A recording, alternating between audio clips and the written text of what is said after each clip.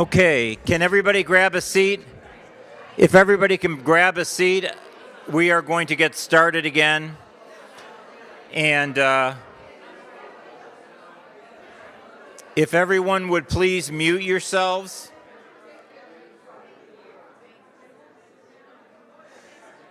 You're not on mute. I'm getting some background noise. Yes. It's on now. It's up now. We're just adding to it. Yes, you can go to it right now. Thank you, everybody. Thanks for putting up with my Zoom joke. We're going to do a slight change in the program. Marc Morial is with us. We're going to have him speak, and then we're going to go to our final panel. I want to, it's challenging for me to introduce a man who I've known and respected and admired for over 25 years. Marc Morial was elected the youngest mayor in the history of New Orleans, and served in that position from 1994 to 2002, really leading the city's incredible recovery. And anybody who's been to New Orleans in the last, 20 years can certainly thank Marc Morial for that experience. He was president of the U.S. Conference of Mayors after 9/11, and which really was a special and unique responsibility. And I had the honor of being with him in New York at Ground Zero and at the White House during the planning about how to deal with some of the issues that came out of that. And for the last 15 years, he has been the president of the National Urban League, which is an amazing organization. But really, to describe the National Urban League and to describe Marc Morial's entire life, you can just go to the Urban League and look up mission. And the mission statement of the National Urban League is to enable and empower African Americans and others in underserved communities to achieve their highest human potential and secure economic self-reliance, parity, power, and civil rights. And that's pretty much all you need to say about Marc Morial to know who this man is who's coming up to speak to us. Thank you, sir.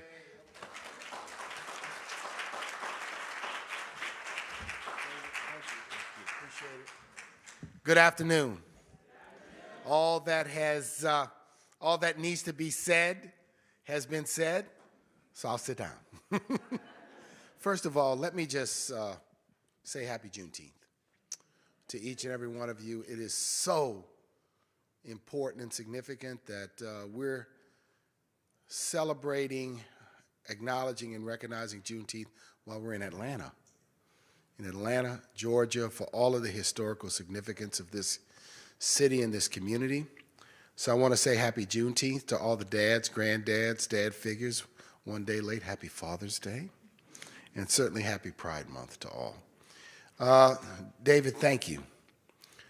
It's been a year now for this effort. And if I can sort of, in just a few minutes,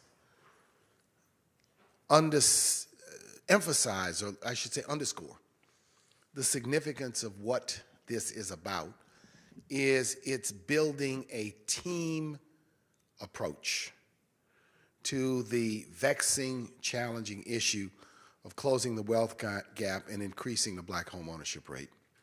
Housing is complex. There are multiple players, parties, forces, pressures, incentives, games, schemes, deals, amen, in housing. And because of the multiplicity of both private, nonprofit, public players, the complexity of the financing system, the secondary markets, the dynamics of so many different markets where people live, big cities, small towns, suburban communities, urban communities, new housing stock, old housing stock, rehab. It's a complicated space to even imagine a team-oriented approach. So the most important step in the last year has been, and David, I give you great credit, and everyone who's been part of this, has been the effort to put a stake in the ground to build a permanent ecosystem.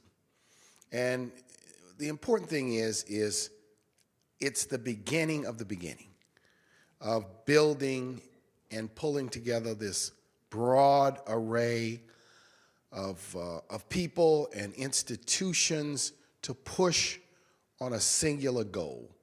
And that is, and it's really ambitious, but it's modest. To get the black homeownership rate to 50%. That's ambitious, but it's modest.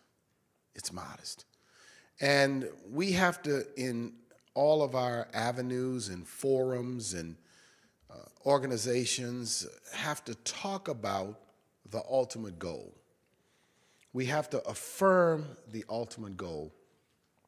You know, after Juneteenth in 1865, one of the tragedies of the assassination of Lincoln was that Lincoln had a massive, well-thought-out plan for Reconstruction.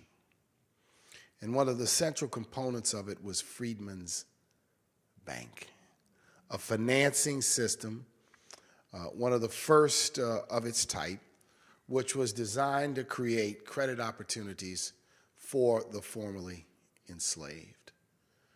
President Johnson, who followed President Lincoln, wasn't really in favor of it. And it demised and did not last. But here's the important thing. It was also attacked with a big lie. And we all know about big lies today, right? Big lie. And that big lie was that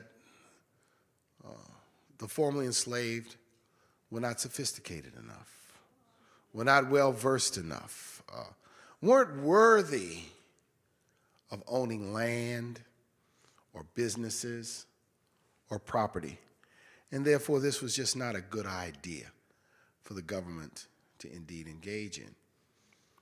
And I go back to that because we witnessed a similar narrative during the Great Recession, when, as the Great Recession marched on and predatory lending placed many banking institutions at risk, the narrative was, boy, if they had just not passed those affordable housing goals, we wouldn't have a problem. When the fact of the matter, when you looked at the good old data, was that many of the loans that were underwater were refinancings by middle-class Americans. So we also have to affirm the goal to build public support. This is not, and this is where these things get tricky, this is not some giveaway program that's designed to give houses to the unworthy. This is an initiative designed to simply level the playing field. It's just an effort to make opportunity real. It's an effort to say, let's be candid and honest. Redlining and the early FHA and the early Fannie and the early Freddies didn't guarantee mortgages for African Americans. And we can't go back and rewrite that history. But what we can do is recognize that today we need added energy, added efforts, special initiatives, a special effort in order to do this. Now, those that watch numbers and those that are in the home building industry and even many in the mortgage lending industry who look closely at the future understand that increasingly new family formations are coming from Black and brown communities.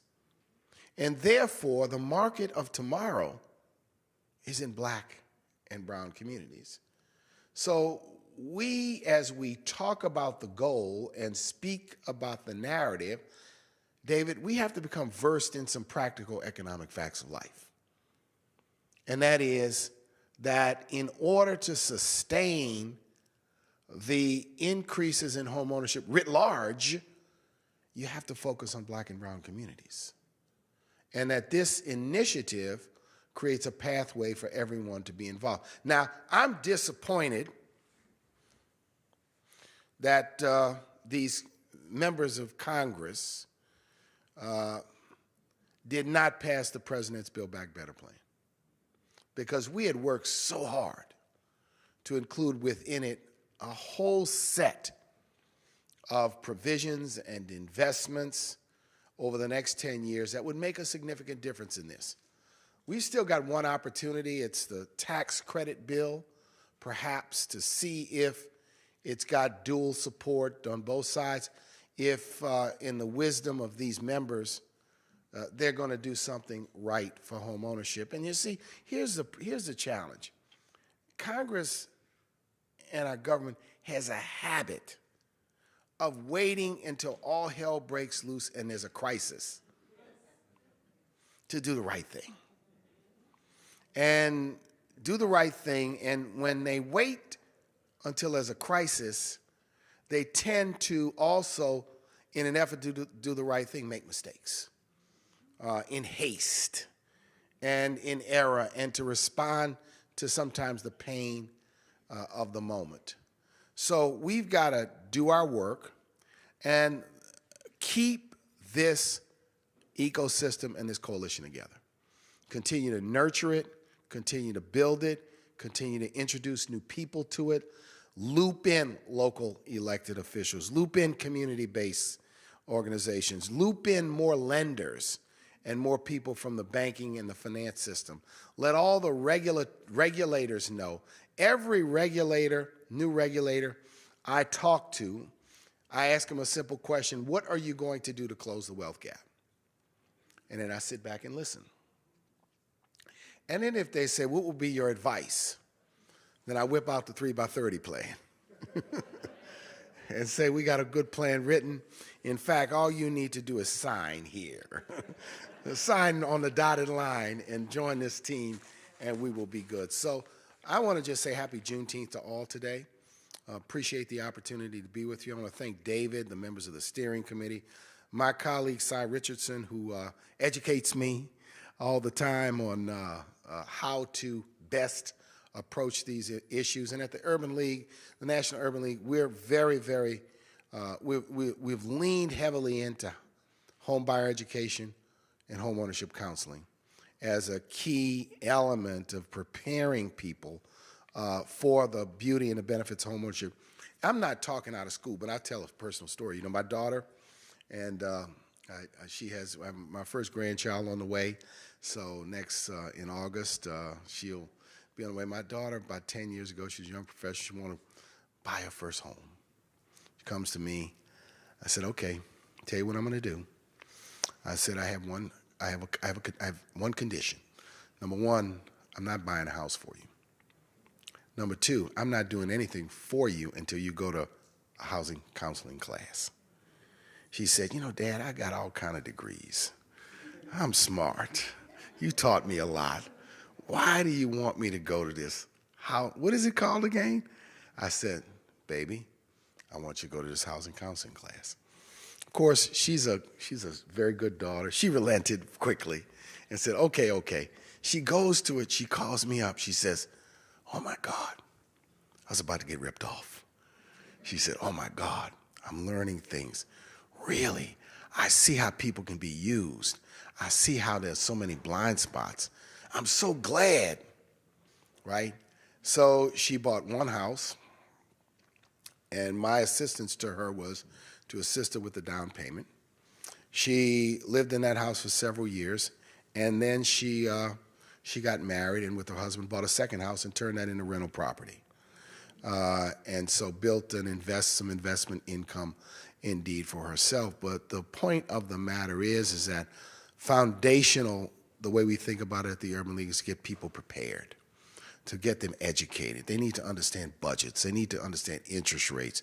They need to understand down payments. The second story, and then I'll sit down, is my cousin. She comes to me and she's buying a new house, and she says, the real estate agent told me she could get me a mortgage.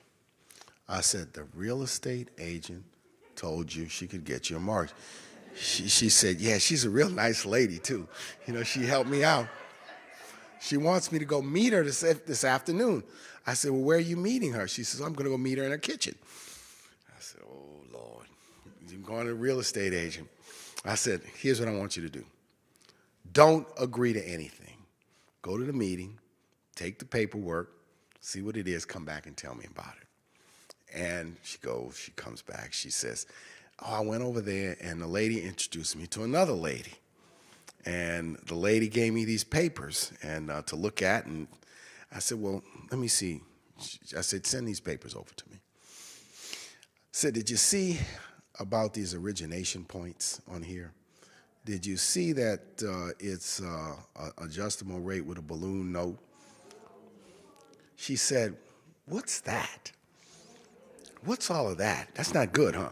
I said, no, that's not good. I said, tell you what, you call a real estate lady and you tell a real estate lady, get me my house. I'm going to get the financing someplace else.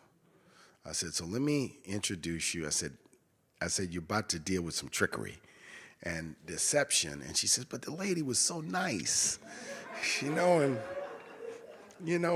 I don't know, I go to church, I don't know what it was. I said, but here's the point. Well-meaning people can make bad decisions because this is complicated, and it can be so complicated it can be hieroglyphic, that you could read it 19 times and still not understand what it means. We have to invest in educating our community to understand how to empower themselves and how to not fall for the okie doke, not to fall for trickery and deception. And that's why at the Urban League, we're so focused on housing counseling as being foundational. We think when people are educated, they'll sometimes put the brakes on a home ownership decision because they're not ready. Or they'll put the brakes on buying more house than they need. Or they'll put the brakes on a mortgage product that doesn't work for them. And so in this, while we create programs and opportunities, we have to empower people to be financially empowered to make good decisions. So thank you for your time. I'm Marc Morial, and I authorize this message.